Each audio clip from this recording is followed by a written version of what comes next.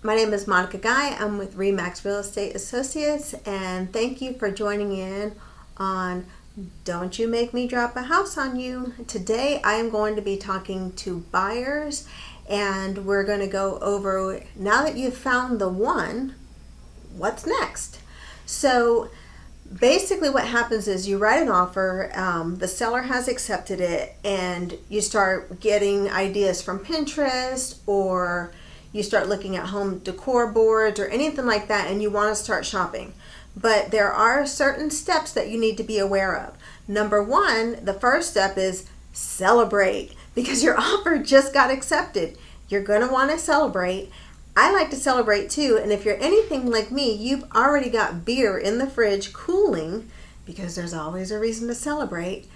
And so break them out and tap the long necks. So the other thing that I want to go over with you is step number two, is that you need to contact your lender. Now, I normally send the contract over to the lender so that they can start processing your loan for you, but you need to contact them as well, because now the line of communication needs to be open between you and your lender. You'll tell them that you have exciting news, and they're going to start needing some documentation from you, and they're going to need to start collecting it from you. You may have already given them some of these documents, but there are some things that they're still going to need, and they're also going to need you to stay in the loop. So you want to make sure that you, your agent, and your lender are all staying on top of things. The next thing is that you're going to have an earnest money check that needs to be submitted. So when you have an offer, or in the offer, the way the contract is written, there is a specific amount of earnest money that has to be given to the title company. The title company will cash this check. The amount of this check can be anywhere between 1 and 3% of the amount offered. Basically, it is a good faith payment that you are given to the title company to let the seller know that you are seriously interested in the offer, and it'll also be used towards your down payment at closing. So I will let you know where the check needs to be dropped off to, and remind you that it is going to be cashed. It's going to be held in the trust at the title company until closing. So you need to make sure, and the title company is just going to make sure that everybody abides to what's written in the contract. But number three was to submit your earnest money check. Number four is you want to schedule your home inspection. Now, the home inspection is a contingency that you can include as part of your offer, to make sure that you know that there aren't any major problems going on with the home. After inspection, we may be able to use some of it in negotiation, but it's basically a way for buyers to do their due diligence before they actually purchase the property. I encourage all of my clients to get their houses inspected before they actually do buy the home. It lets you know a little bit more about the house and what's going on behind the cosmetics of the home. I can give you a recommendation of a few licensed inspectors if you don't already have one that you would like to choose.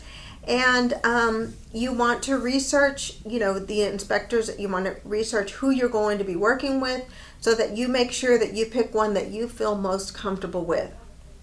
So there is a deadline, as a contingency in the contract, there is a deadline to the time frame that you can get your home inspection, which means you have an agreed upon time frame that is in the contract.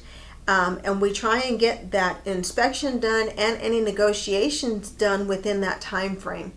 It usually can range anywhere from 7 to 10 calendar days. Remember, I said calendar days, not business days. That includes Saturday and Sunday that I'm counting in the 7 to 10. So you have got to be sure that you schedule your inspection right away, and that you give yourself enough time, because you need to be there as well.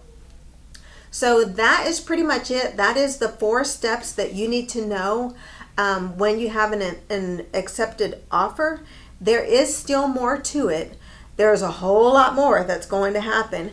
But these are the things that you want to take care of immediately after getting your offer accepted. I will be there to walk you through every step of the way of the transaction, or during the transaction. I will be there with you every step of the way. But if you have any more questions, or if you would like to learn more about the process, then you're more than welcome to either message me, send me a DM, or we can schedule a meeting. So that way I can share with you all of the good stuff that I know.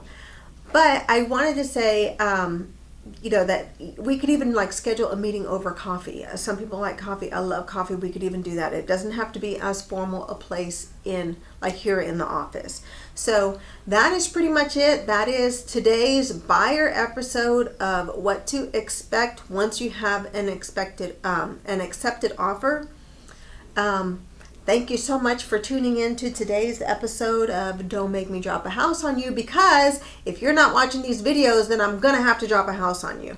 I'm just kidding. But next week, I'm going to be talking about the 5 stages that buyers go through during the buying process. So you're going to want to make sure to tune into that. I'm going to be posting my videos every Thursday, and I also will post a reminder for you to watch on Wednesday. So just keep in mind, when you are ready to sell or buy, you want to call Monica Guy, because I'm the guy that's going to be there with you through the entire deal. Thanks for watching. Bye, y'all.